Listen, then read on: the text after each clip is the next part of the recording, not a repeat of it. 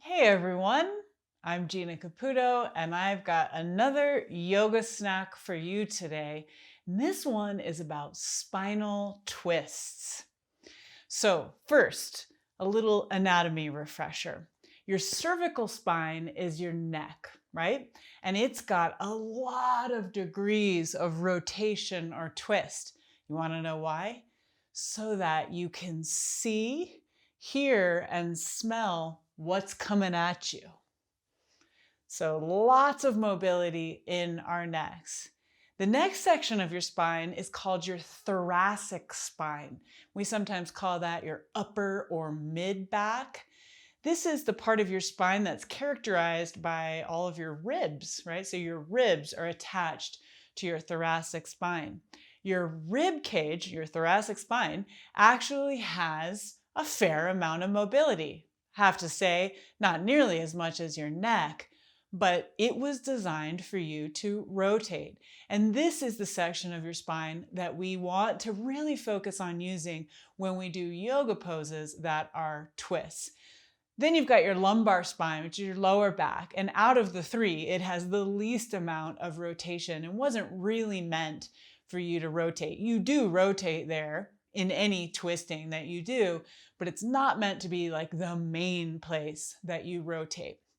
So when we're twisting in yoga, these are my top tips. Resist leading with your face, right? Because you run the risk of the majority of your twist just being in your neck.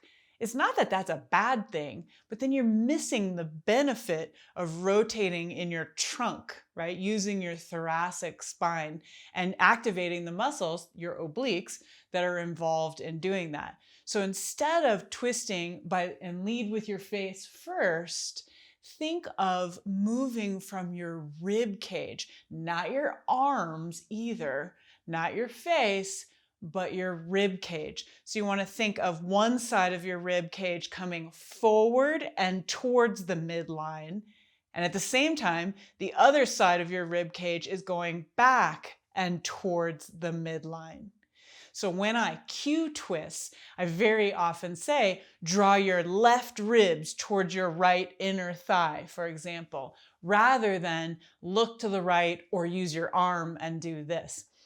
In yoga poses, we often use our arms as a lever to deepen the twist.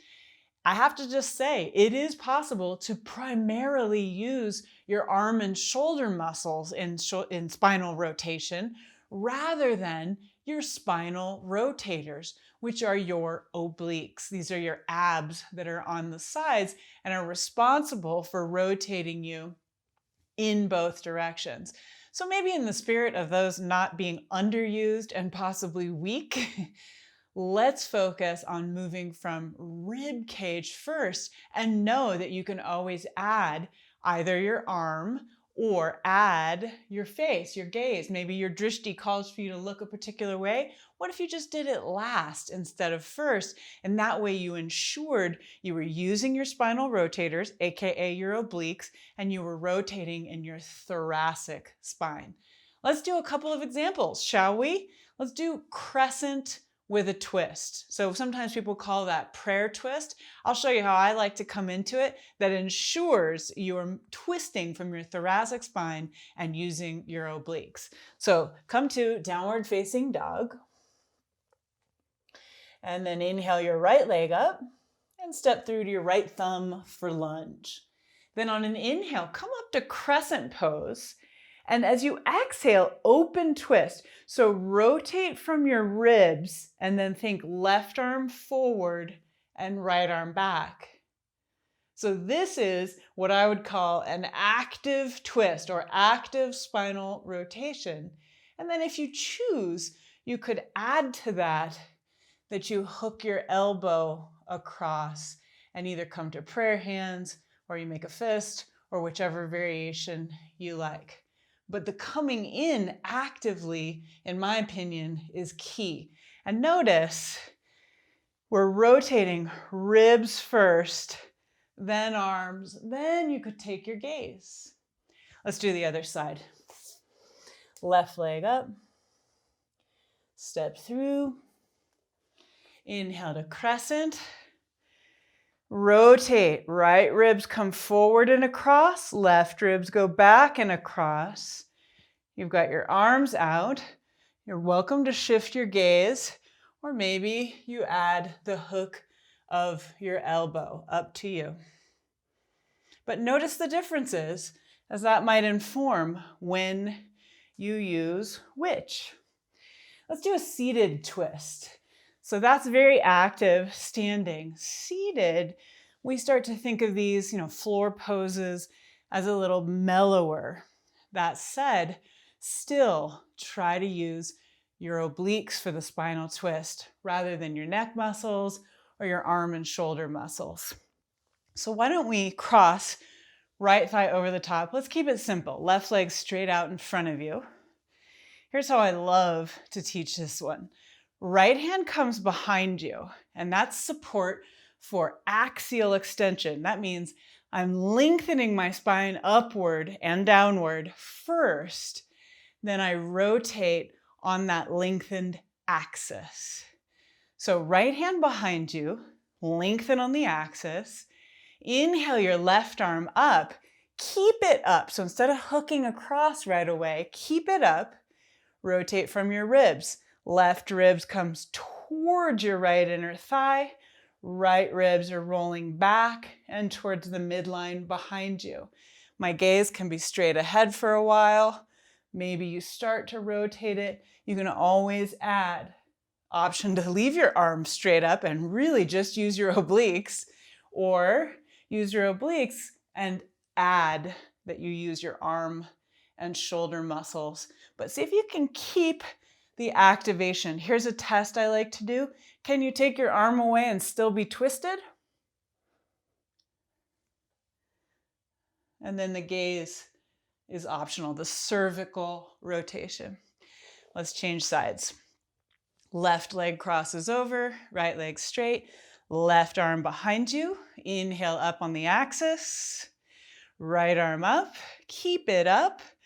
Right ribs come across, left ribs roll back. You can feel that effort. Those are your obliques working with some other synergists to rotate your spine. And you want to go until you can't really rotate anymore. And then either stay with this option to hook your elbow. But see here, you twisted further because you were using the muscles of your arm and shoulder. Your obliques can't go that far on their own. So see how far, strengthen them, train them up, and then you can explore a little passive range of motion. And then the cervical rotation, neck and gaze, is optional. And then back. I hope that's informative and helpful to you. It's a way to maximize the value of your twists and use what I consider to be super important muscles, your obliques, when we're rotating. We don't have a lot of call to rotate in our everyday lives. When I say that, I mean rotate a lot. We rotate a little to reach for something, let's say, but rotate as much as we do in yoga, not so much. So it's helpful to keep these movements trained up, fresh, and the muscles that do them as strong as can be.